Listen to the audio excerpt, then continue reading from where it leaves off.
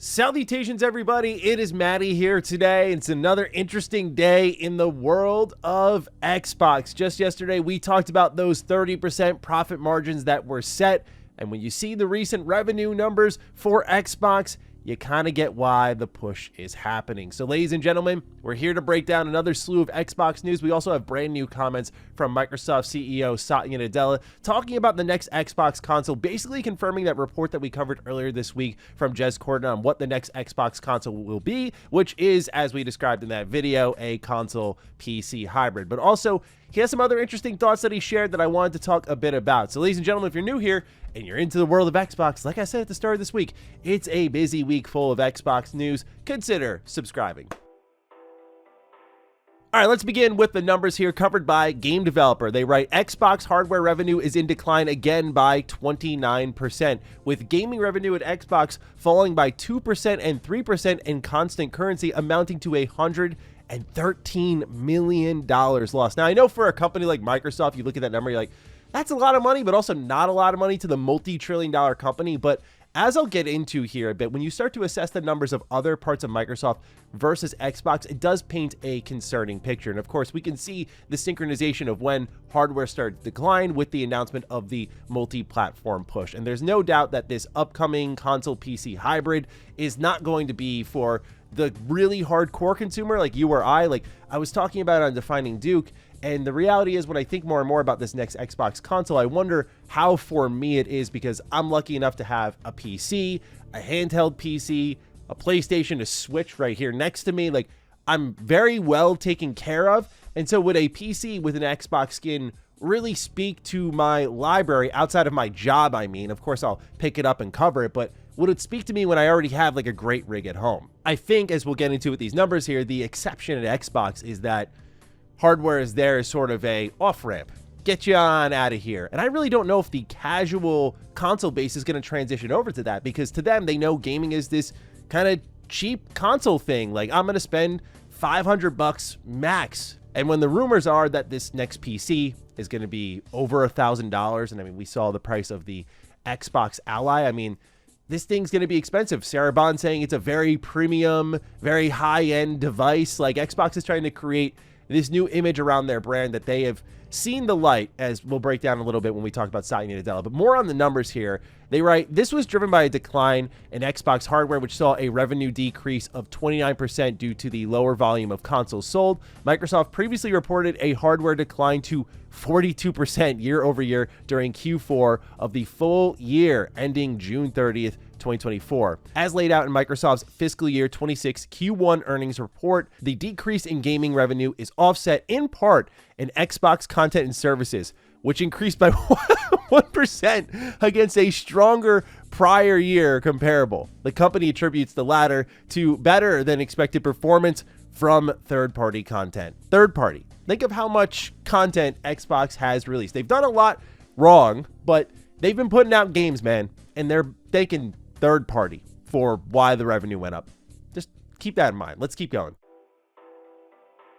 During an investor call, looking ahead at Q2, Microsoft Chief Financial Officer Amy Hood said the company expects revenue to decline for Xbox content and services in the low to mid-single digits. This is against a prior year comparable that, quote, benefited from first-party performance, end quote, partially offset by growth in subscriptions. Of course, I think that is pointing to Call of Duty. In addition, Hood said that hardware revenue should decline, quote, year over year, end quote. This is despite the CFO saying the company saw a great response to the Xbox Ally launch. Lastly, Hood added that Minecraft reached 155 million active users, calling it an all-time high, while also setting a new record for players on PC, albeit without specifying a number. So if you've been in the Xbox news space for a while, nothing here is surprising to you. Content and services are up in some type of percentage, usually a very low percentage.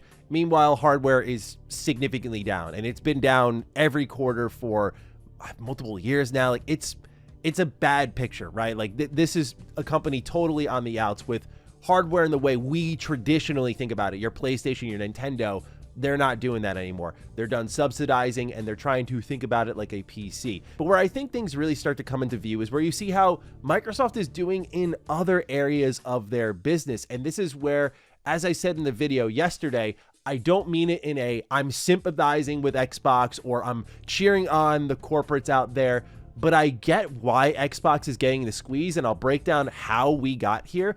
But here is some numbers on growth that we've not really ever seen from Xbox this generation. Game Developer writes, during the same investor call, Hood touted revenue for Azure and other cloud services being ahead of expectations, with a revenue growth of 40%. In the terms of AI and cloud services, revenue was $30.9 billion, which translates to a 28% year-on-year growth. Now, Xbox has had good stretches throughout this generation. I'm not saying they haven't.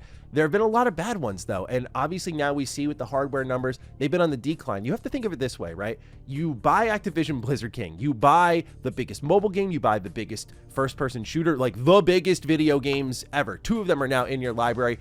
I too would expect my revenue picture to turn around, and I would like to see numbers similar to other parts of the Microsoft business. I'd like to see Xbox, if I'm like Amy Hood or other executives at Microsoft, I would like to see Xbox ahead of expectations when you buy one of the biggest publishers in gaming. And just a couple of years before that, you buy another massive publisher in video games in Bethesda, combined with Game Pass and of course Xbox's push for cloud gaming. Like, there's been a major investment there.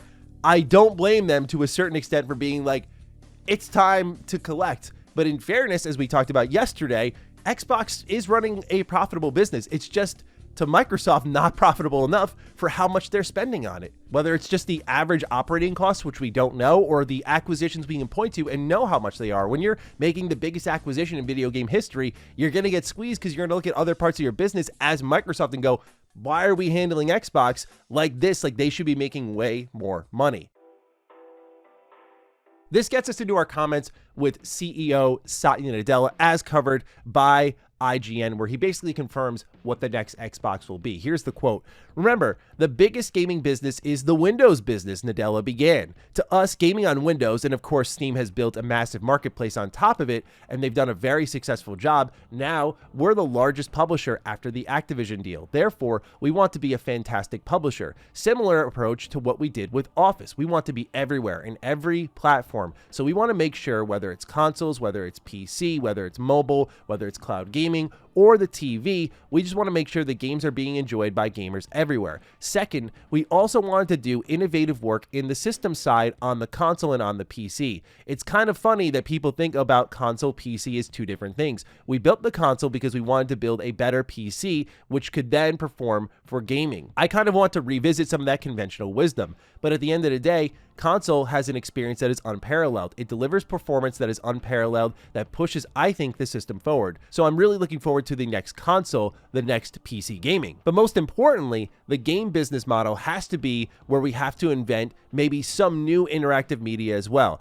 After all, gaming's competition is not other gaming. Gaming's competition is short form video. And so if we as an industry don't continue to innovate both how we produce, what we produce, how we think about distribution, the economic model, the best way to innovate is to have good margins, because that's the way you can fund. So now you start to see how the speech is trickling down, right? We're starting to hear Phil Spencer, Matt Booty, Sarah Bond say these similar things. Like we covered earlier this week, Matt Booty saying like the biggest form of competition for Xbox is TikTok and movies.